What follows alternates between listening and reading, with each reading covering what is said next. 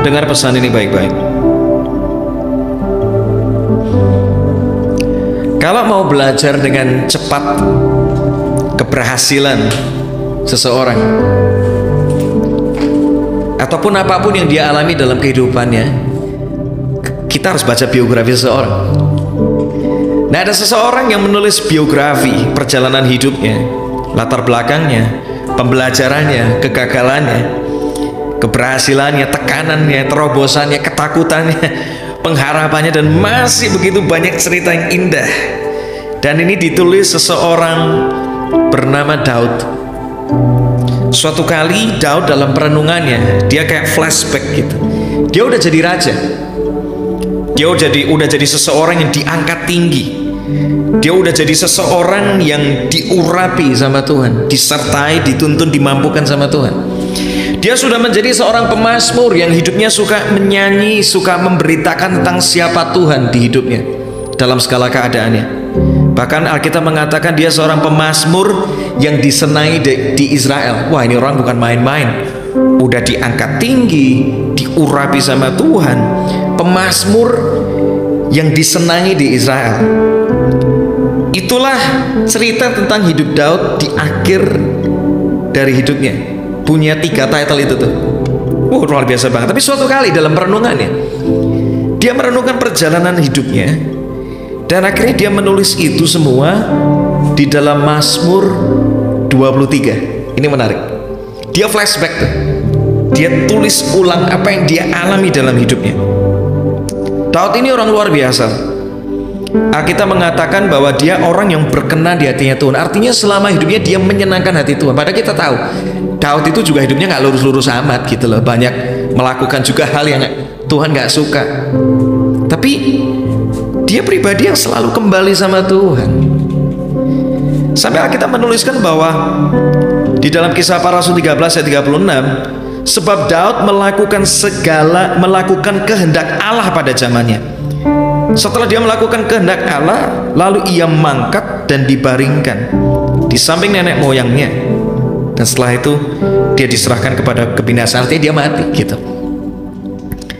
Tapi ketika dia hidup, dia melakukan kehendak Allah. Kita tahu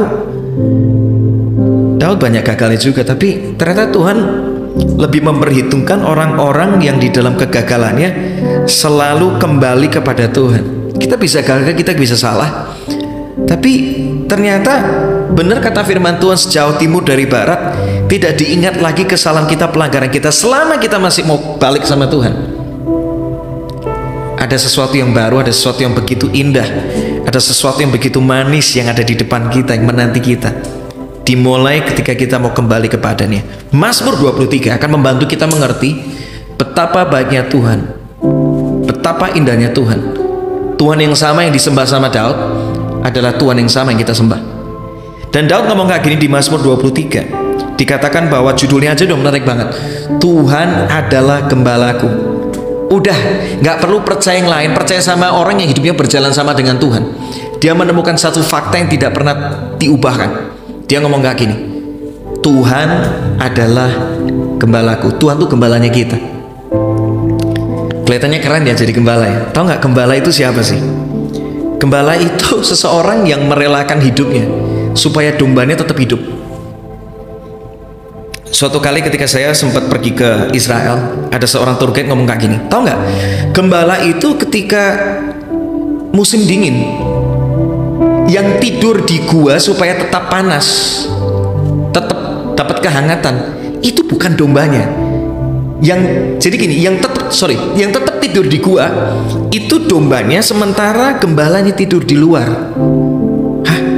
Saya baru tahu ternyata gembala itu merelakan hidupnya, merelakan segalanya supaya dombanya tetap terjaga. Dia rela melakukan banyak hal supaya dombanya nggak dimakan binatang buas. Dia rela melakukan banyak hal supaya dombanya tetap hidup, dapat rumput yang terbaik, dapat air yang terbaik. Dan ini Daud lukiskan semua dalam perenungan hidupnya. Itu di Mazmur 23. Kita baca ayat yang pertama.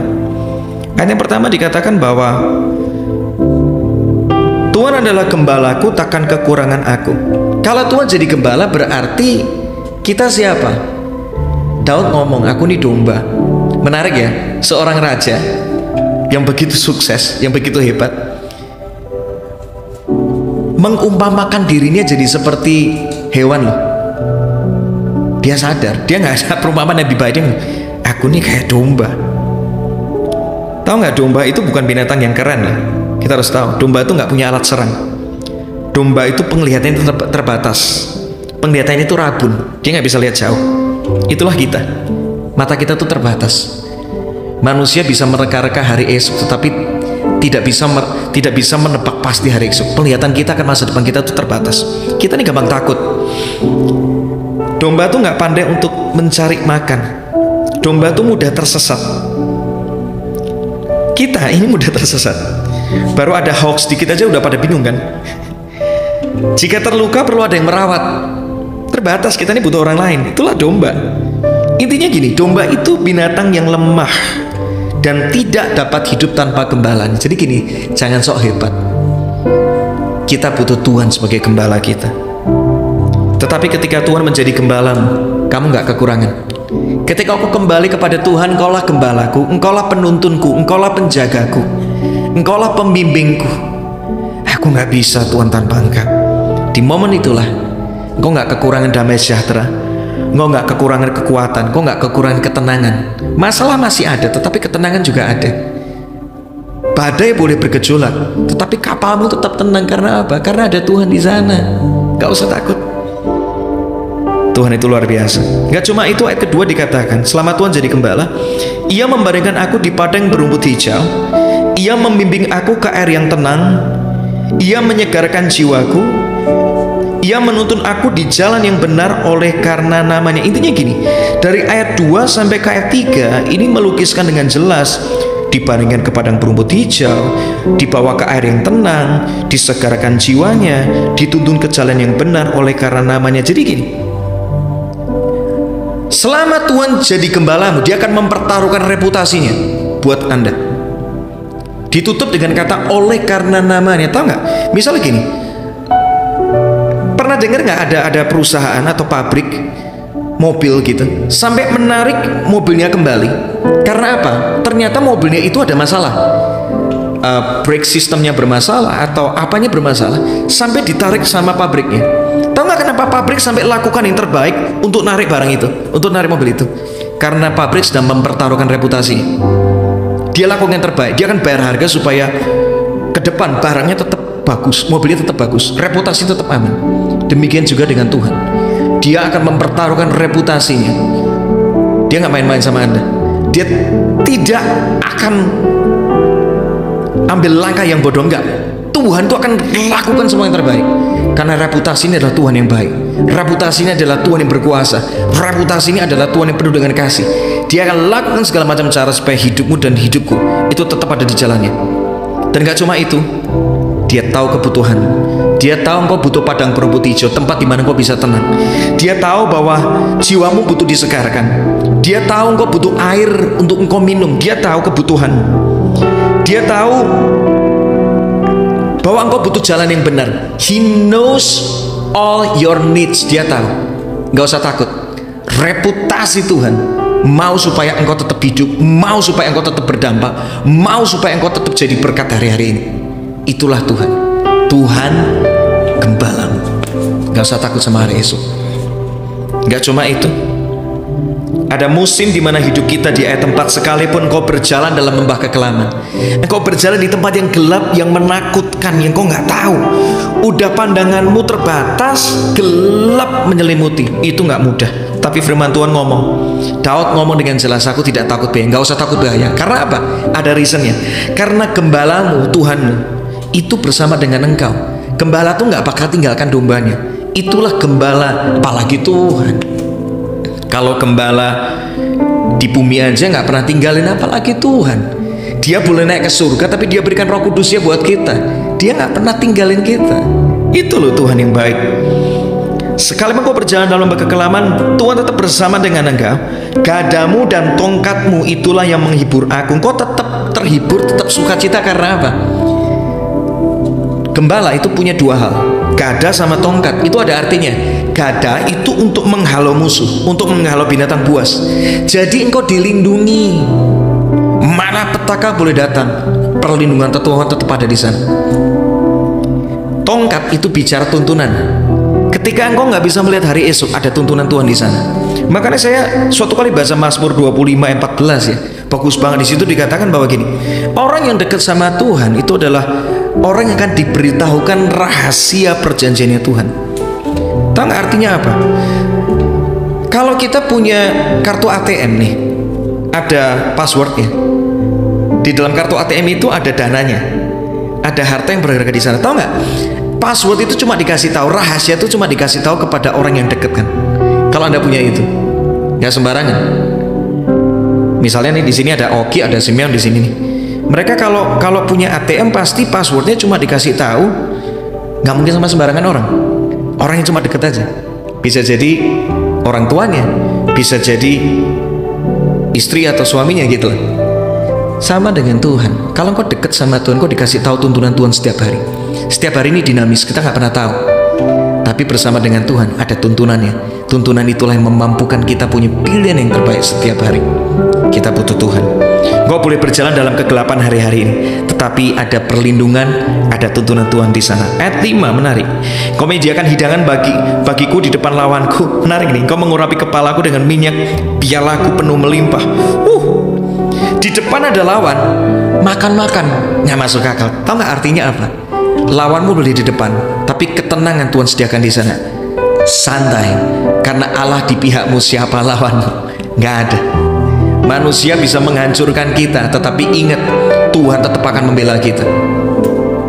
Sekalipun kita jatuh, nggak sampai tergeletak, santai. Masih ada tangan Tuhan untuk membawa kita kembali naik. Tuhan bisa menjamin kau sampai kepada kekekalan. Gak usah takut. Ada pengurapan Tuhan. Domba butuh pengurapan. Karena apa? Domba itu terbatas. Kalau ada lalat nyerang dia tuh gampang diserang dengan lalat, kutu, dan itu bisa membuat dia tuh mengalami banyak gangguan. Saya baca di sini, itu bisa bermasalah di otaknya dan bisa menyebabkan rasa sakit, bahkan bisa sampai meninggal loh. Beneran, ini terjadi. Manusia itu terbatas, kita butuh pengurapan dari Tuhan. Hari ini nih ditutup, saya akan tutup dengan ayat 6 dulu dan setelah ini ada respon itu. Kebajikan dan kemurahan belaka akan mengikuti aku seumur hidupku, dan aku akan diam di dalam rumah Tuhan sepanjang masa. Artinya apa? Ditutup dengan ayat bahwa berkat yang Tuhan sediakan itu nggak cuma untuk masa kemarin, tetapi akan mengikutiku. Ada kebaikan, ada kemurahan yang mengikuti kita. Engkau kejar Tuhan, kemurahan dan kebaikan akan mengejar engkau, dan kau akan diam di rumah Tuhan sepanjang masa. Artinya ada ketenangan, ada kemurahan Tuhan sampai kekekalan, sepanjang masa, nggak pernah berhenti, nggak pernah berubah. Respon yuk saat ini. Kalau kau mau jadi Tuhan, jadi gembalamu. Yohanes 10 cuma ngomong 3 kunci. Tinggal dalam komunitas rohani, jangan keluar dari komunitas. Itu yang pertama. Karena komunitasmu akan menunjukkan masa depanmu. Udah, stop tinggalin teman-teman yang hari ini membuat kau jatuh.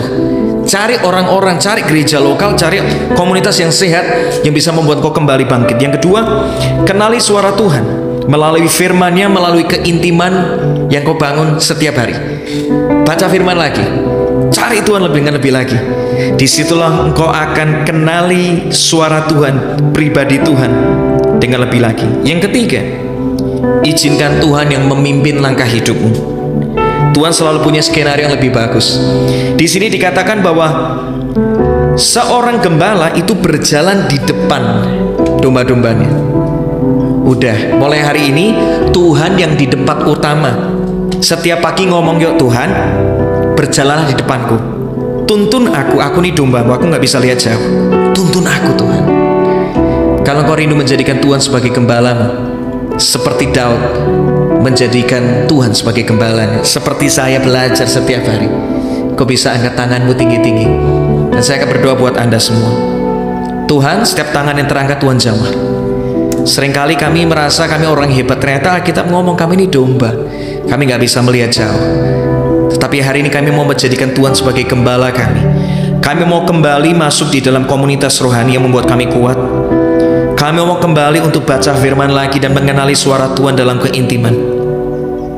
Kami mau berjalan bersama dengan Tuhan.